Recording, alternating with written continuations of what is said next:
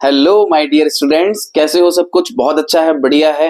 देखो, अभी हम स्टार्ट कर रहे हैं 11th क्लास की केमिस्ट्री और ये केमिस्ट्री बहुत इंटरेस्टिंग होने वाली है क्योंकि 11th में जब आप आए हो तो आपने केमिस्ट्री को अभी तक 10th क्लास तक सिर्फ 20% देखा है, बाकी का समंदर आपका वेट कर रहा है। लेकिन डरना नहीं है, हम ऐसे कॉन्सेप्ट्स क्लियर करेंगे कि आपकी 11th की केमिस्ट्री इतनी मजबूत हो जाए कि 12th में कोई दिक्कत ना आए।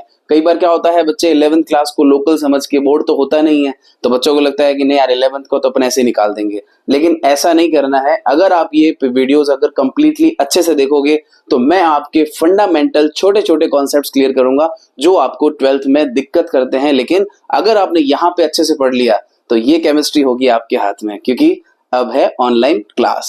ठीक है, स्टार्ट करते हैं बिना टाइम वेस्ट किए। और ये जो चैप्टर है, पहला चैप्टर है some basic concepts of chemistry. समझो, इसमें 9th और 10th दोनों क्लास के फंडामेंटल्स हैं। और 11th में जब आप आए हो तो आपको कई जगहों पर प्रॉब्लम्स आती है। कभी आपको मोलरिटी, मोल कॉन्सेप्ट ऐसे न्यूमेरिकल्स में, कभी आपको लगता है ये स्टोइकोमेट्रिक रेशियोज क्या है, नई नई टर्म्स आती हैं, बहुत सारी चीजें। बट ये चैप्टर अगर आप सिस्टमेटिकली और सीक्वेंस में पढ़ोगे तो बहुत अच्छा है। स्टार्ट करते हैं। सबसे पहली बात क्या लिखा मैंने यहाँ पे, इंट्रोडक्शन। केमिस्ट्री है क्या? जनरली मैं हर बार क्लास में बताता हूँ कि it is a mystery of chemicals. मतलब क्या है कि बहुत सारे केमिकल्स हैं जो कब कौन सा किसके साथ रिएक्ट करेगा और क्या बना देगा हमें नहीं पता। तो उसके लिए हमें क्या करना होता है, केमिस्ट्री को पढ़ना होता है। तो केमिस्ट्री क्या है? It is a mystery of chemicals. कौन किससे रिएक्ट करेगा, क्या बनाएगा, ये सब कुछ एनालिसिस से पता चलता है, ऑब्जर्वेशन से पता चलता है। ठीक है, स्टार्ट करते हैं आगे।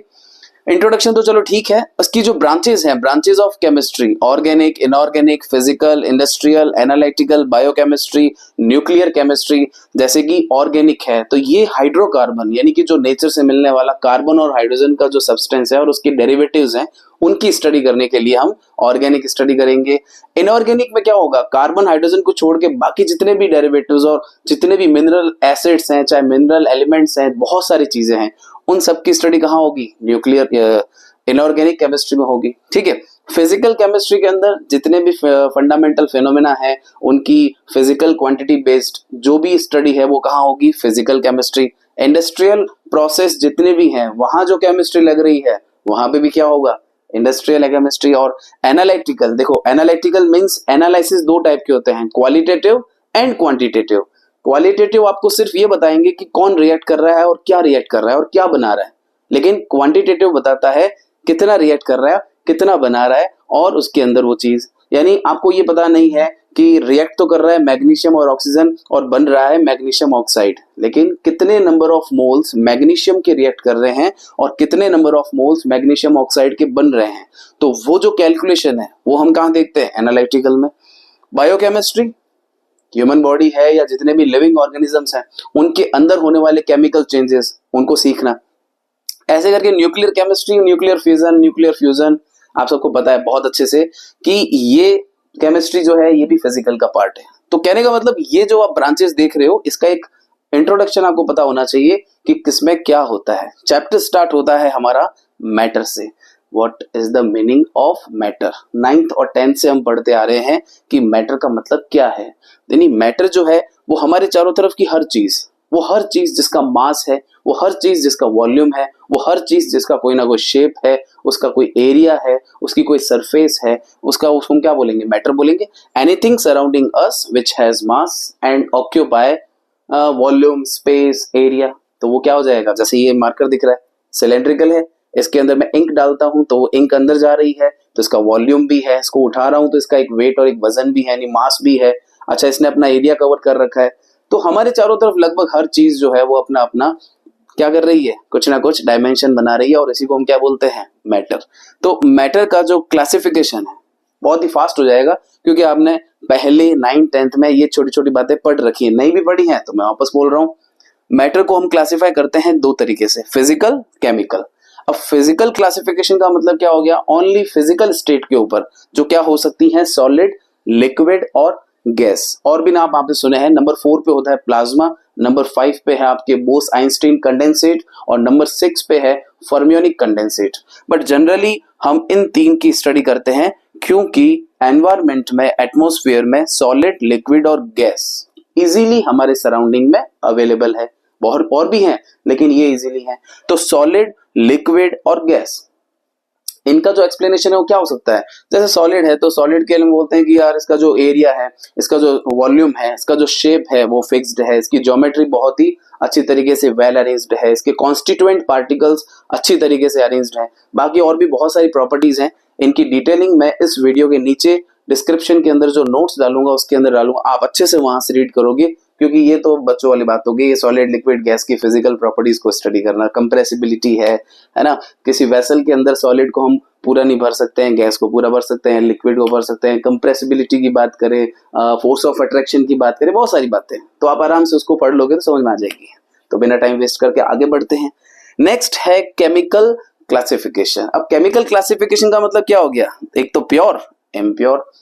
आपने 9th में एक चैप्टर पढ़ा था, is matter around us pure, क्या हमारे आसपास का मैटर प्योर है, तो हम बोलते हैं नहीं, प्योर भी हो सकता है, इम्प्योर भी हो सकता है। ऑन व्हाट बेसिस, किस बेसिस पे हम कह सकते हैं कि वो प्योर है या इम्प्योर है। ध्यान से सुनना, किसी भी मैटर का प्योर होना इसका मतलब क्या है, या तो उसका कॉम्पोजिशन आइडेंटिकल है, वो एक ही तरह की चीज से बना है, या फिर हम कह सकते हैं कि उसका जो कॉम्पोजिशन का जो एक रेशियो है वो क्या है, कांस्टेंट है। जैसे मैं आपको एग्जांपल देता हूं, N2 होता है वो नाइट्रोजन और नाइट्रोजन एटम से मिलके बन रहा है, तो दोनों ही आइडेंटिकल है। हाइड्रोजन हाइड्रोजन मिलके H2 गैस बन रही है, O और O मिलकर के क्या बन रही है, O2 गैस। बस ऐसे ही एलिमेंट्स की बात हो गई। कंपाउंड्स में क्या हो गया, फिक्स्ड रेशियो हो गया। जैसे कैल्शियम कार्बोनेट में कैल्शियम और कैल्शियम ऑक्साइड और कैल्शियम कार्बन डाइऑक्साइड दोनों फिक्स रेशियो में है। H2O की बात करें तो H2O क्या है, वाटर मॉलिक्यूल। आप अगर इंडिया में हैं तब भी आप पानी पी रहे हैं, उसका फॉर्मूला H2O होगा। अगर आप ऑस्ट्रेलिया में हैं अपने बुआ के यहाँ, तो वहां पे भी हर बार मैं जैसे बोलता हूँ, वहां पे भी अगर आप पानी पियोगे तो पानी का फॉर्मूला तो वही होगा H2O, ना कोई H4O या H5O।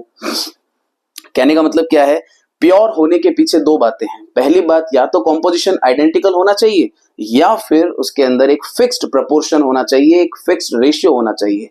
ऐसा नहीं है कि कुछ भी मिला रहे हैं और वो बन गया, नहीं, ये चीज किसमें होगी, इम्प्योर में। इम्प्योर मैटर का मतलब यहां पर जो कॉम्पोजिशन होता है वो किसी भी रेशियो में होता है। इसके एग्जाम्पल में है मिक्सचर। मिक्सचर खुद दो टाइप के होते हैं, होमो और हेट्रो। अब ये दिमाग में डाल दो और कसम खा लो कि होमो वर्ड साइंस में कहीं में भी सुनते हो, इसका जनरल मीनिंग होता है एक जैसा, यूनिफॉर्म। और हेट्रो का मतलब होता है ऑड वन, यानी कि अलग, यानी हम कह सकते हैं डिफरेंट।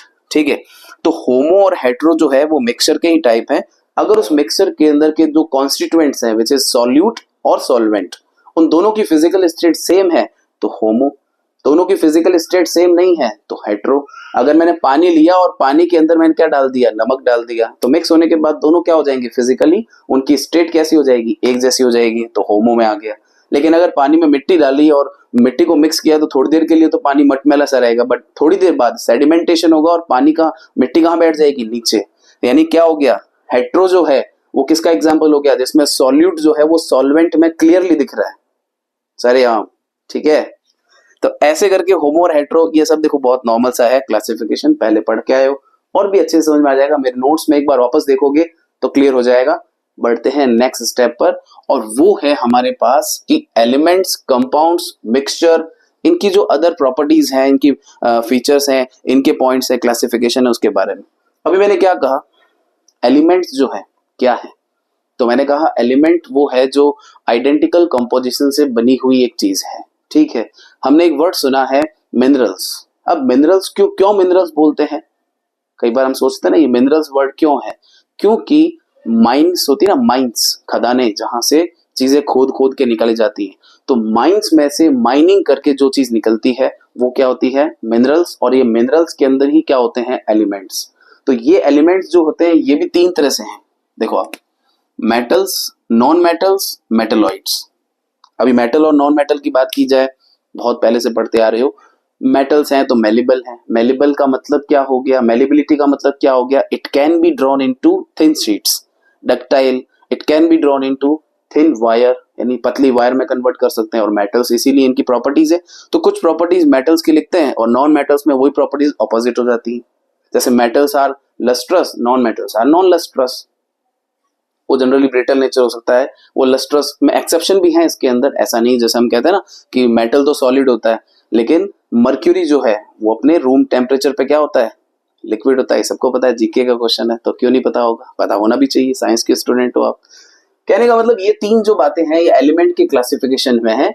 मेटल्स में copper, zinc, magnesium, non metals में क्लोरीन है, सल्फर है, फास्फोरस है, नाइट्रोजन है, बहुत सारी। और मेटालॉइड्स के अंदर बोरोन है, सिलिकॉन है, जर्मेनियम है, कुछ सेलेक्टेड, कुछ ऐसे एलिमेंट्स जो दोनों की प्रॉपर्टी रखते हैं, इंटरमीडिएट प्रॉपर्टी होती है इनके पास। ठीक है, ज्यादा कुछ ऐसा टफ नहीं है। कंपाउंड्स की अगर हम बात करें तो कंपाउंड्स के लिए मैंने क्या कहा, कंपाउंड्स कौन है जिनका एक फिक्स रेशियो होता है, जैसे H2O है, NH3 अमोनिया का मॉलिक्यूल है, वो भी कंपाउंड का ही पार्ट है। मिक्सचर की बात करें तो ये इम्प्योर हो गया, क्यों? क्योंकि मिक्सचर जो है वो किसी भी रेशियो में बन रहा है, मतलब हमने कुछ भी डाल दिया तो मिक्सचर बन गया है, उसमें कोई रेशियो नहीं है, नॉट फिक्स्ड प्रोपोर्शन या रेशियो हम कह सकते हैं। फिर आती है physical properties and chemical properties, मतलब ये जो मैटर है इनकी फिजिकल और केमिकल प्रॉपर्टीज क्या होती हैं, या हम ऐसा कह सकते हैं कि फिजिकल चेंजेस और केमिकल चेंजेस भी जो हम पढ़ते हैं ना, बस उसी टाइप का कुछ है। कि फिजिकल प्रॉपर्टीज में हम देखेंगे कि मैटर है तो उसकी डेंसिटी क्या है, उसका प्रेशर, टेम्परेचर, ये जो क्वांटिटीज हम डिस्कस करते हैं ये सब फिजिकल क्वांटिटीज में और फिजिकल प्रॉपर्टीज में आ जाती है। वही अगर हम केमिकल प्रॉपर्टीज की बात करें तो वो किससे रिएक्ट करेगा, क्या बनाएगा, उसके इलेक्ट्रॉन्स, प्रोटॉन, न्यूट्रॉन, वो सारी बातें उसमें इंक्लूड होती है। तो इन सब चीजों को पढ़ने के लिए एक सबसे मेन बात, कई बार हम कहते हैं एसआई यूनिट। ये एसआई यूनिट का मतलब क्या है, इंटरनेशनल सिस्टम ऑफ यूनिट। यानी इंटरनेशनल सिस्टम ऑफ यूनिट ये कहता है कि जो 7 बेस यूनिट्स हैं, किसके लिए, 7 फंडामेंटल साइंटिफिक क्वांटिटीज के लिए। कौन कौन सी है ये, देखो आप, नंबर 1 पे है लेंथ, नंबर 2 पे है मास, नंबर 3 पे है टाइम, नंबर 4 पे है टेम्परेचर, नंबर 5 पे है अमाउंट ऑफ सब्सटेंस, नंबर 6 पे है इलेक्ट्रिक करंट, नंबर 7 पे है ल्यूमिनस इंटेंसिटी। ये 7 वो बेसिक फंडामेंटल कह सकते हो आप साइंटिफिक क्वांटिटीज हैं जिनको हम केमिस्ट्री के अंदर अलग अलग जगहों पर स्टडी करेंगे।